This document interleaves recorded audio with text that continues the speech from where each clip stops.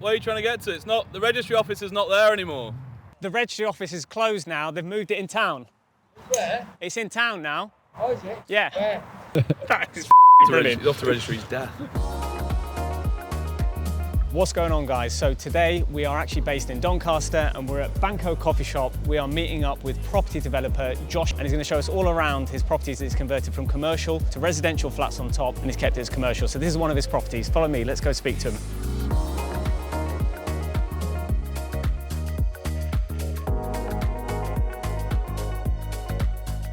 What's going on, guys? So today I'm actually in Doncaster and I'm sat with Josh, and he is in one of his flagship developments that he's done with his business partner James. So Josh, do you want to just tell us a bit about kind of how did you start out, I guess, before property? What was kind of your business or investment life looking like before? Yeah, we started out 10 years ago now, or 9 years ago-ish. We both had our own businesses, so me and my business partner did quite well with those. One in scrap metals and then the other in automotive recycling. And then we started looking at potential opportunities of what we wanted to do with some of the money. Started off with small HMOs, converting sort of terraced houses into 4 and 5 bed HMOs, which at the time was really easy.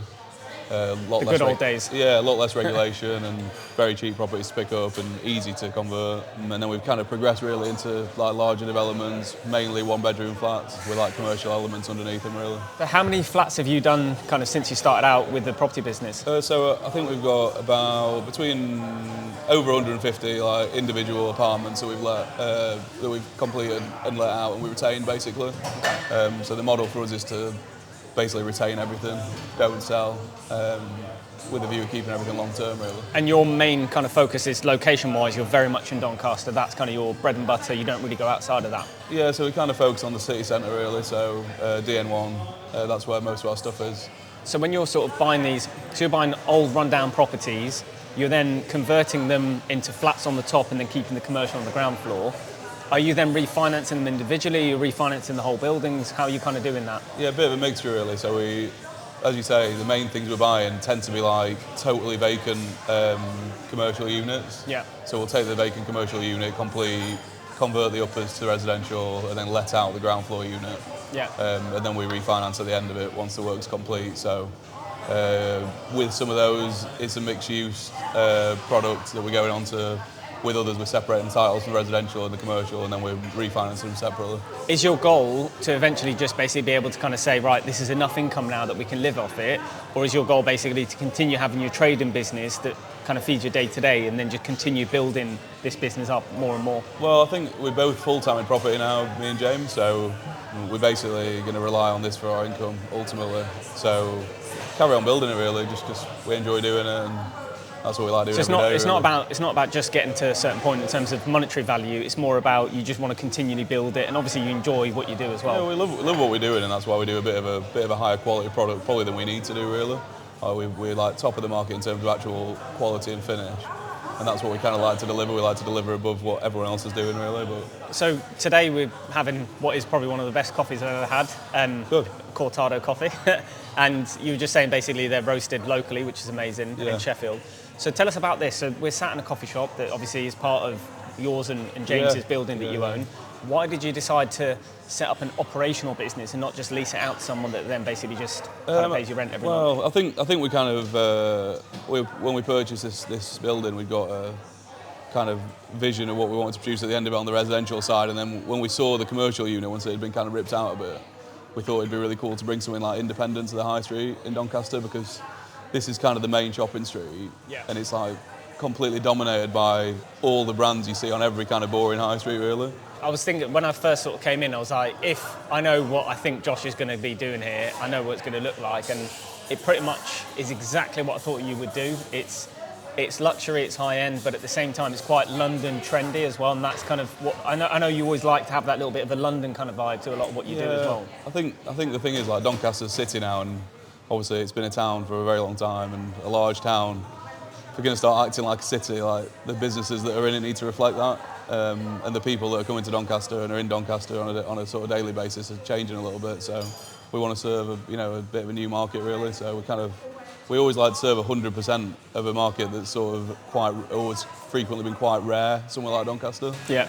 So when people come in here, they always say it feels like you're in Leeds or Manchester, which is Nice. you know, Which is what you want. That was kind of the aim really from the start. So, and it's obviously in our kind of house style, if you like. Yeah, which is what I really, really like. Yeah, a bit high end. I mean, did you go over budget on this, and what was the budget, if you don't mind asking? Yeah, we kind of went over budget quite a lot, really. I think the original plan was to spend sort of just in 6 figures, and we probably did double that. But then it sort of went a little bit. We developed what we were planning on doing originally from just a coffee shop to more of a restaurant as well, and Right. A full-service kitchen, commercial kitchen was one of those things. So always comes at an expense.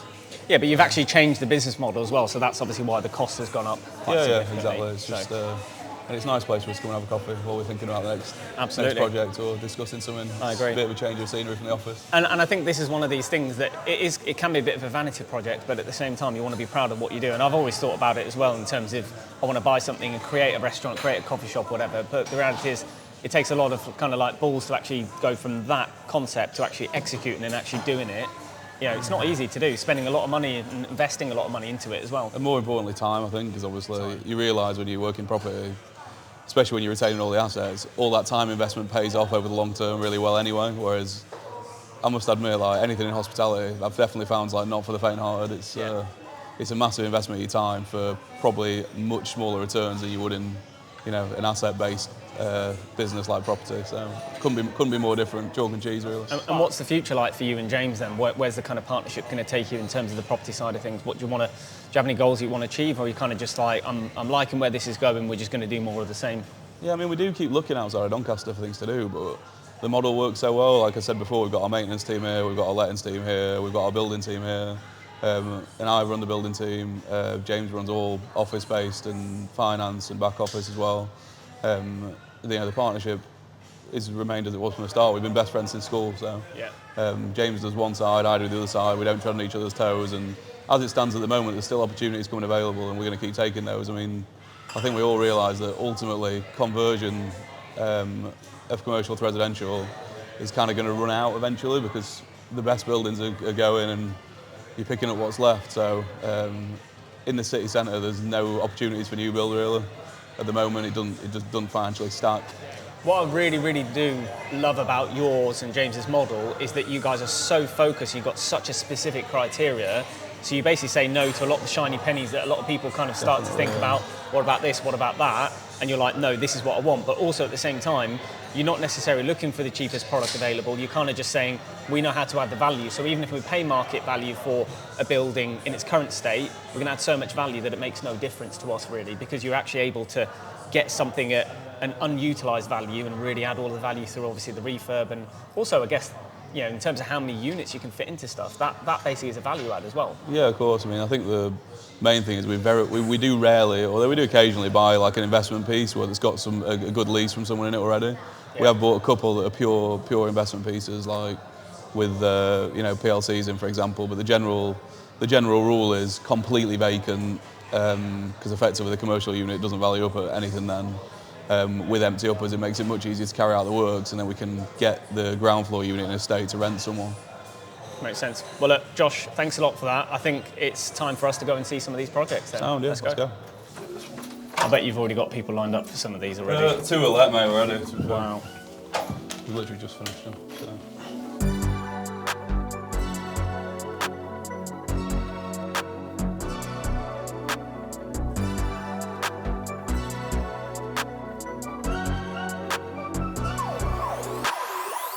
I like the tiling, Josh. It's nice. Looks good, doesn't it?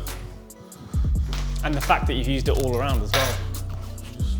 We've put TV brackets in the wall now as well. Cause yeah, really nice. I tend to want wall mounted. Is this Howden's? Howden's, yes, the very same. Is that one of those they're like the compact? No, it's just the thin chipboard one that with edging on. Looks really nice. The composite stuff's quite popular now, isn't it? You can put undermount sinks and stuff in it, can't you?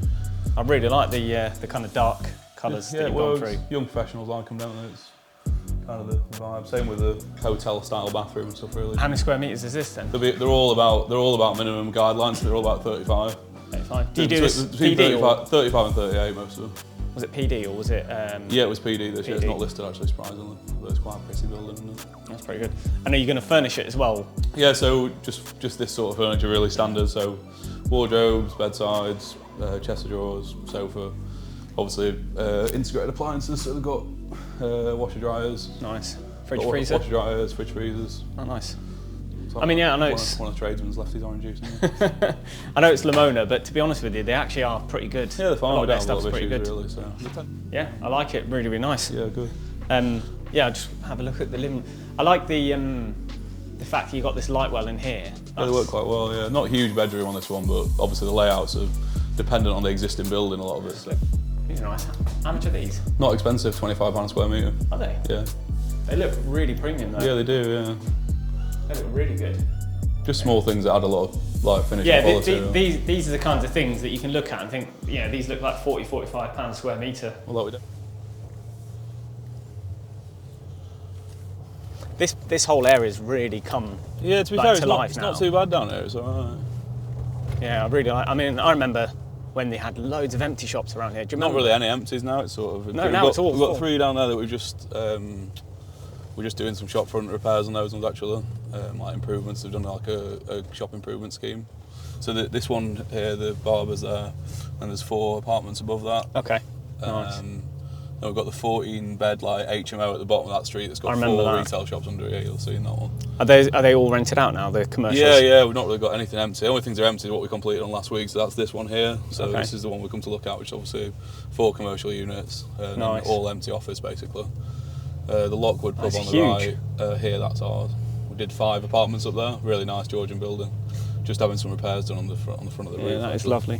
So we did- Like, you must be proud of like just driving around and seeing all these these kind of commercial units come to life, and then obviously. Yeah, well, I think that it's good because obviously there's a lot of politics that goes around the whole owning, holding lots of property, but all the stuff we've done is stuff that is vacant commercial. It's not affecting first-time buyers. Won't be buying that stuff. It's not for private people wouldn't be buying it, would they?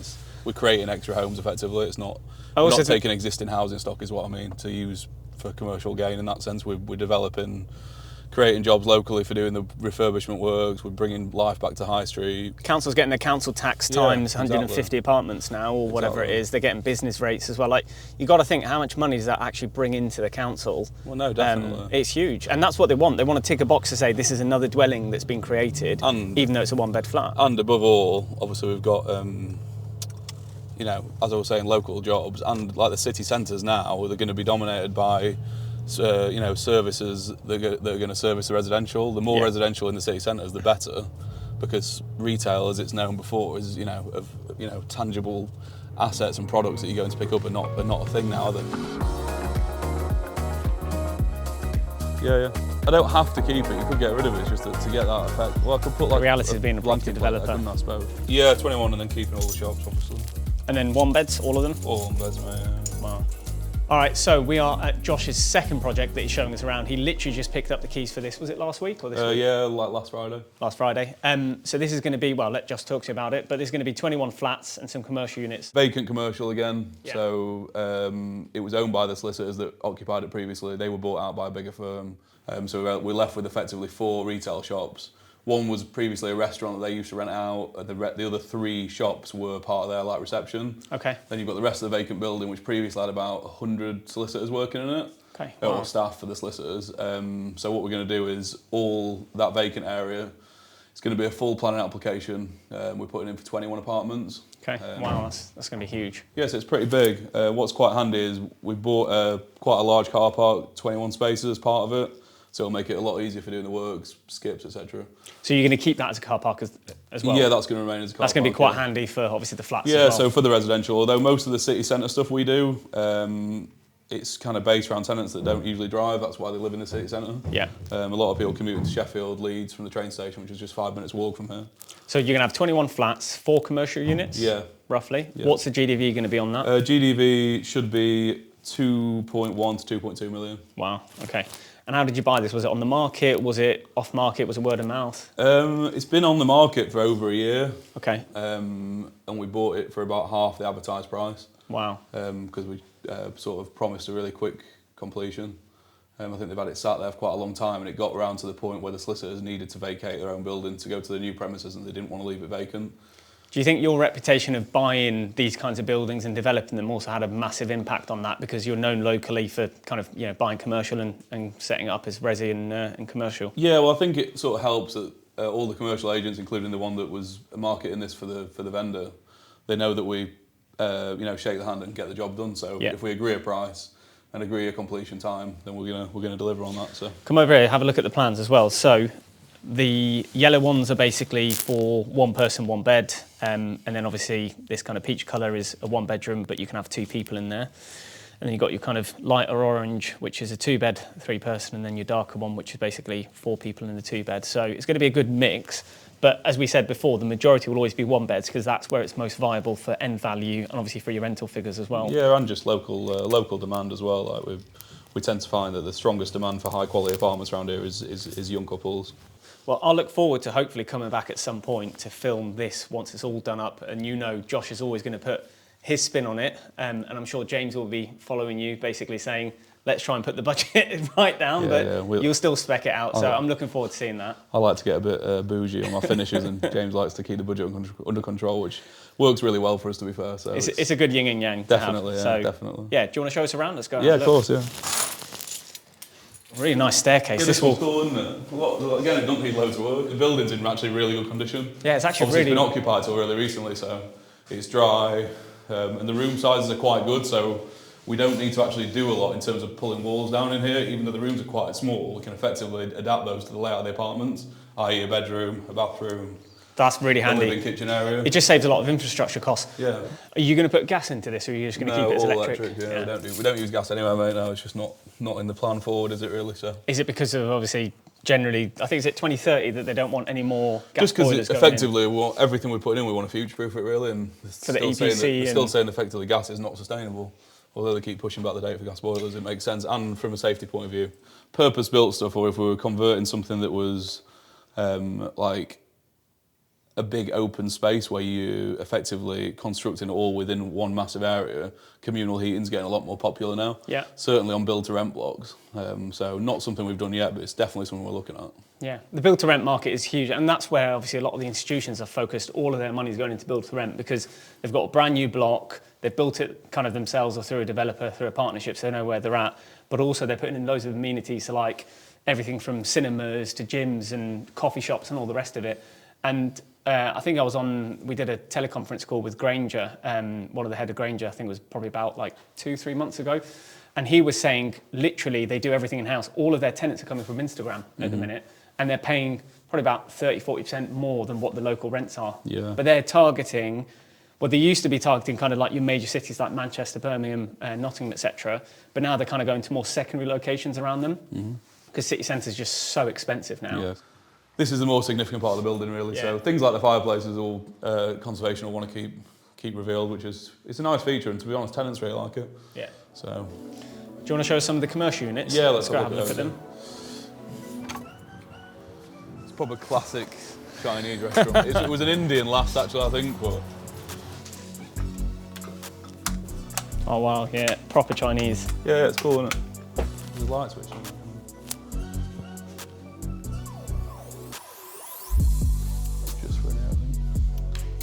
Definitely light switching. It's on one, I think it might be there behind that wall, that door. Needs a bit of work. Just a bit. The thing is though, would you actually get all of this to a shell position, or what you're kind of thinking, get it all to a white wall finish, or are you going to let someone take it over and just sort it all out? We'll tend to let someone do their own works on one like this really, because they'll get rid of all of the kind of there's quite a lot of commercial equipment in here that could definitely be used. Like it's not been vacant that long. What's your kind of rents around here for a commercial shop like this, for a restaurant? I think that's where we kind of are really realistic. I think any vacant units that are around here really tend to be where they used to receiving high historic rents from like 2006. You might be getting £30,000 a year for a shop. You might only get 15,000 for an equivalent one now.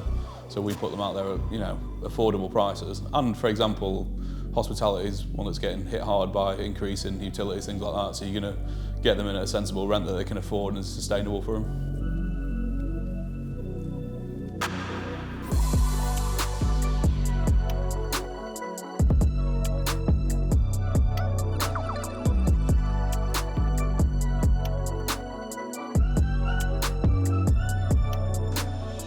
So actually today we're also joined by James, which is Josh's business partner, and they're going to talk to you all about this project that they've done and actually finished. So this is the new build part of the kind of Elmfield house development, yeah?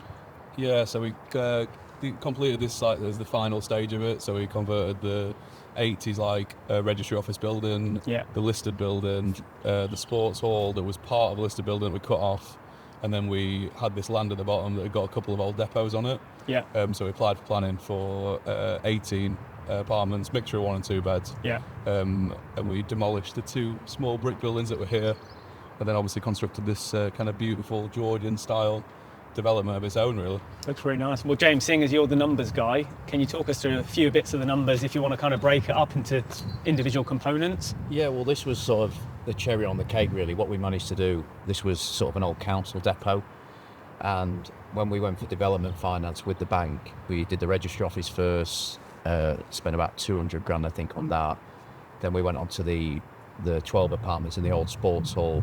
I think, again, we spent maybe 300-ish on that kind of thing. But then obviously what we managed to do when we refinanced those 2 bits, we went to the bank and actually split off this and managed to retain it. And basically what we did is we got this and then went to a separate developer, had this, but it was quite a challenging time because COVID hit as we were doing it. Yeah. And banks were sort of pulling back and looking after their existing customers. So we went to a lender who sort of was supportive. We owned it freehold, outright, and then managed to develop it. So I think we got it valued at about 250 for the land. We're planning for 14 apartments, and then spent sort of about 1.2 on it and got a revaluation when it was fully let of about 2.4 mil. Yeah, Wow. so we put the planning in separate for the extra 4 units, didn't we? Yeah. Got 18. So you did it in 2 stages, effectively? Yeah, we did. So did you basically get the land for free because you kind of got your value add on the kind of front piece, and then this kind of ended up for free? Yeah, we said to the bank, basically, they did the refinance, they were happy with everything, but they didn't really want to fund this. Yeah. It wasn't their sort of thing, new build. Yeah. So we said, that's fine, if you don't want to fund it, we'll, take it. And we took it, obviously charge free, which then gave us the ability to get the planning, get that added value and go to another lender who had an appetite in COVID, which not many did. And we managed to just be a bit ahead of the increase in all the building costs. So we timed it, I think, a bit more luck than judgment. We're quite young in as far as developers go. We're going to potentially hold this for 20, 30 plus years. Is it going to go to the Davis Hughes estates for the kind of next generation? Well, probably it needs to be a discussion. Yeah. Hopefully, I think that's what you like, isn't it? Yeah, of course. Yeah. Kids to learn your trade and do it, but they can do what they want. There's so many options nowadays, isn't there? Do you guys want to show us around then? So this is Chelsea Mews then. Yeah, so Chelsea Views down the bottom. Who chose that name? The 18 apartments. I think it might have been my choice, that one. I think we Might have been. It was definitely your choice. Going down the London Avenue, bringing a bit of SW1 to the N1. Yeah, this is the sports hall. This one here, from the. Yeah. That was originally connected with like a little tunnel into Elmfield House. So obviously we split that off and then basically separated them into 2 sort of separate developments then, really. So this development here, as we were saying before about dividing it up, so we've got Parkview Apartments there, there's 8 in there, that's in the distance there. Yeah. Elmfield House, which is obviously the kind of icon of the development. That's 9 apartments, so we did win an award for that. Okay. Local Authority Building Control 2022. Wow. Best conversion, South Yorkshire and Humber for that. That's probably a hard award to win as well. Yeah, I would like to think so. So Yeah, we did a really good job of that. We spent a lot of time making them all individual collection of apartments in there, and then obviously we've got Barclay Court, which used to be the sports hall, and then Chelsea Mews down the very bottom. How many flats have you got on Barclay Court then? Barclay Court, was 12. 12. And then 18 at Chelsea Mews at the bottom there. And Barclay Court, so you've done them kind of as a bit of almost like Mews houses or townhouses, basically. So because it was a sports hall, so it's like a big open space. Effectively, what we've done is built sort of 3-story townhouses within it. Yeah. And they've got balconies and French doors looking out straight onto the park. So. Amazing. So how many flats have we got in total then across the whole development? So there's 47 apartments across the whole development. Wow. And I heard that you guys named the road as well as we came in. Yeah, so we named the road Green Park Drive. Again, bit of a salute to sort of another London thing, really. Trying to inject a bit of quality. So yeah, we named the road coming up to it because there's that many units on there, basically. So brilliant. So if you were going to be doing something like this came across your desk now, what kind of sort of development funding, etc., what would you use? What kind of finance would you use on it? Or would it be a bridge, or maybe even just a normal commercial mortgage? It all depends on the seller, really. If you've got them queuing up for it, you've got to act quick. Bridging's good because, you know, the bridges normally act very quick. They can get legal stuff very good. But if you can afford some time and it's not really people haven't got a massive appetite for it, it's been on the market a lot, you can probably look at going, you know, maybe one of these secondary banks who do like a 70-30 buy-in and then the 70-30 development kind of thing. There's loads of them on the market. But there's a lot of hoops to jump through now with development. It's not as easy as it was. So I think bridging's good. It's expensive, but if there's enough in the deal originally and you can price it in, you know, just price it in and do it that way. That's how we look at it. You know, pay a bit more and get it. I'd rather pay a bit more and have the asset than lose it altogether. I think the thing we've learned like massively is to walk away from the deals that don't work. You can't make the square peg fit the round hole. Like I think if the price of the builder is not right in the first place, you walk away until you can make that price right. Because you've seen so many other people walk in and buy something, and then you see and watch and make a complete mess of it because they've paid too much in the first place. If you make so much of your profit when you buy. Yeah. You know, if you buy right, then you've got the margin straight away. Yeah. Of course, Our biggest problem sometimes was because we weren't buying right. You know, in the early days, every single time we came to the refurb, we're over budget, and that whole stress created a whole load of problems for us. So from our perspective, you can buy right, then even if you do go over budget, because you will go over budget at some point, then obviously it would just relieve that whole stress because you've got some money to play around with. So guys, if you guys are interested in learning more about what Josh and James do as well, just drop them a follow as well. So what social handles are you guys on? Is it Davis Hughes on Instagram? Yeah, so we mainly just use Instagram really. We don't update it all the time. We're always, you know, we're pretty busy. Too busy with everything else. Well, yeah, maybe there's no excuse for it really. Davis.hughes.property, so that's Davis Hughes HUGHS.property. Give them a follow. Thanks so much obviously for showing us around. I think what I want to try and get out of this video today is, because I know how busy you guys are, and I really want to try and showcase what you guys are doing because you're so busy with everything. All right, welcome to Doncaster. Where are you trying to get to? It's not, the registry office is not there anymore. The registry office is closed now. They've moved it in town. Where? It's in town now. Oh, is it? Yeah. Where? That is brilliant. Off the registry's death. Well, anyway, so that's why I wanted to bring you guys here today, and obviously Josh and James took out time from their really, really busy diary. You probably heard how many times their phones have rang today. And basically just to show you guys what they're doing, because what they're doing is amazing, but they are so busy that they don't actually get time to showcase what they're doing. They don't even update Instagram sometimes, so that just shows you. Yeah, it's probably my fault, really. But yeah, hopefully you guys have really enjoyed that. Drop a comment in below, let us know what you guys think as well, and please like, share and subscribe this video.